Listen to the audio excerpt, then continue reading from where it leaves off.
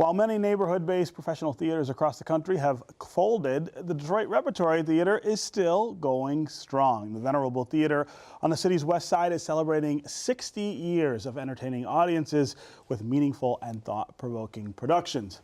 The Detroit Rep is currently presenting the world premiere of Firepower, a story about an African-American politician who receives a visit by his two adult sons. Both sons have long-held secrets that could destroy the father's already stressful existence. Joining me now is the artistic and managing director, Bruce Millan, along with a cast member from Firepower, Casaundra Freeman. Welcome to American Black Journal. Thank you. And congratulations on 60 years. That's really amazing. I would not have guessed that that it had been there that long. I don't know whether that's something to congratulate or not. Survival is a good thing.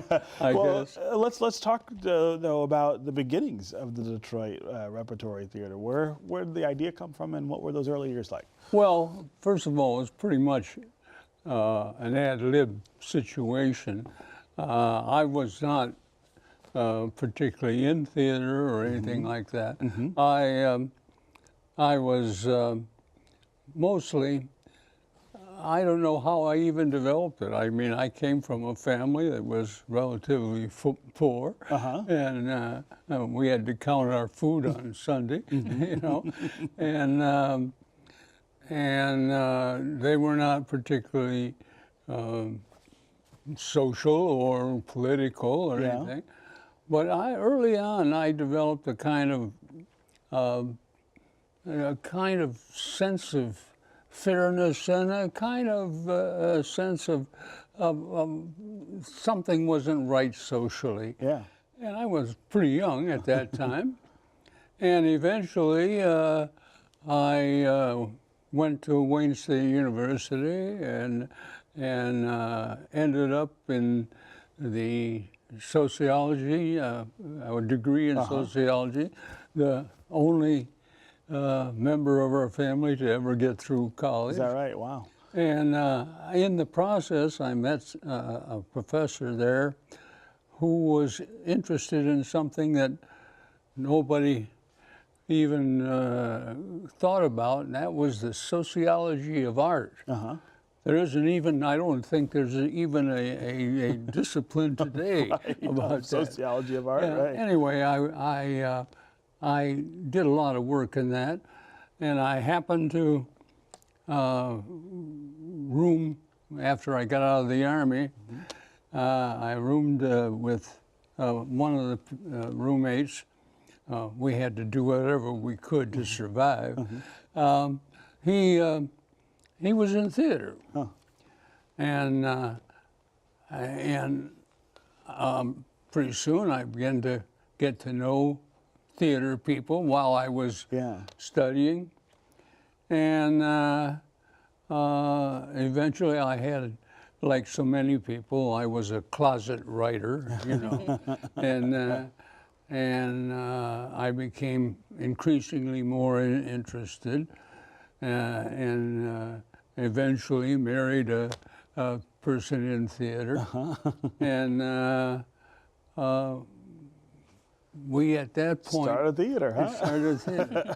And the interesting part about that is that before the buzzword of being a diverse theater, we were from the start. And this is 1957. Right. And different time. We were quite castigated for our casting.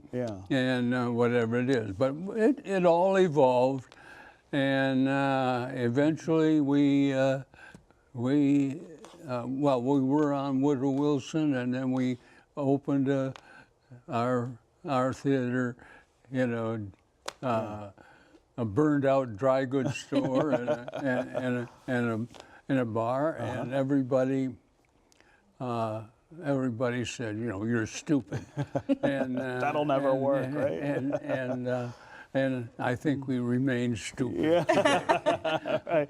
Talk about the themes of the plays. I mean, these are not just plays that you're putting on. These are plays with messages, with important things to say. We're very much interested in issue-oriented, and also it's related to a couple of other things.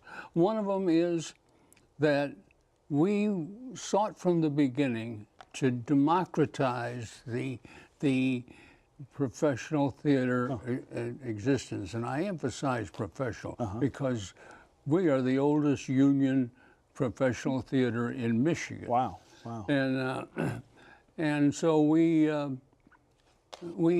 started with our diverse theater, and when we then moved on to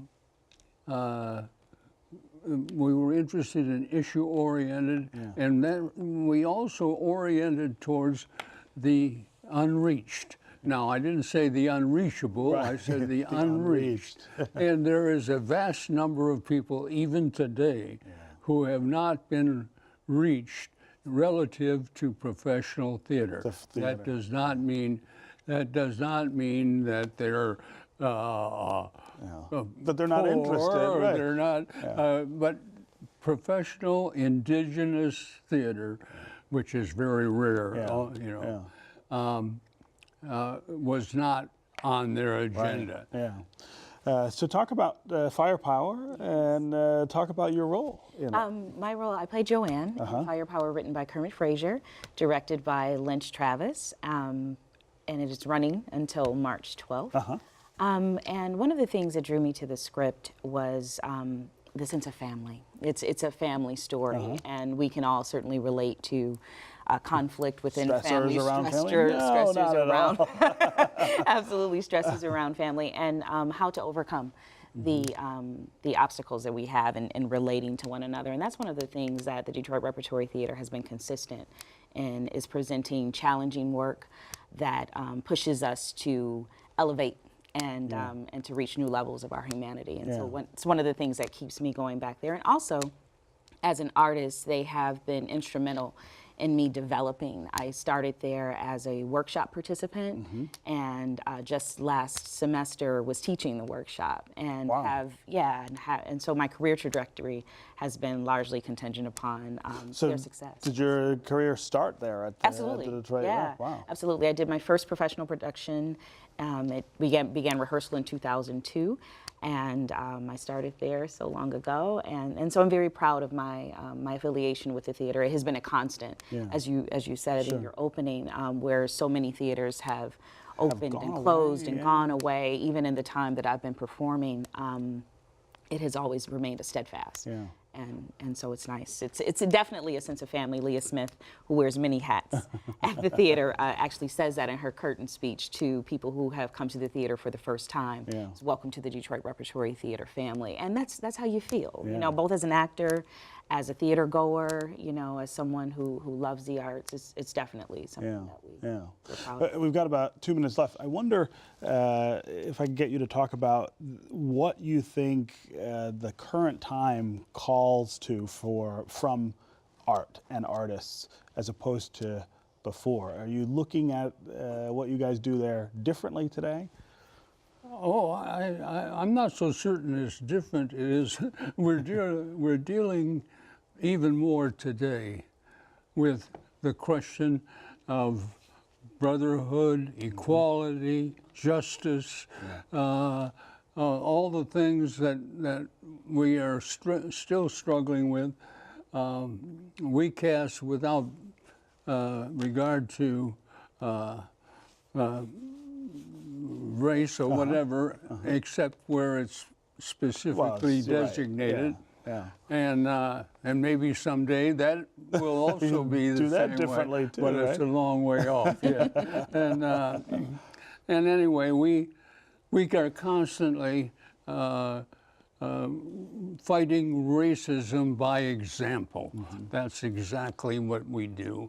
And we try to democratize the professional theater so that people can experience, and we like to think that when you see what we do, you see the world differently. Right.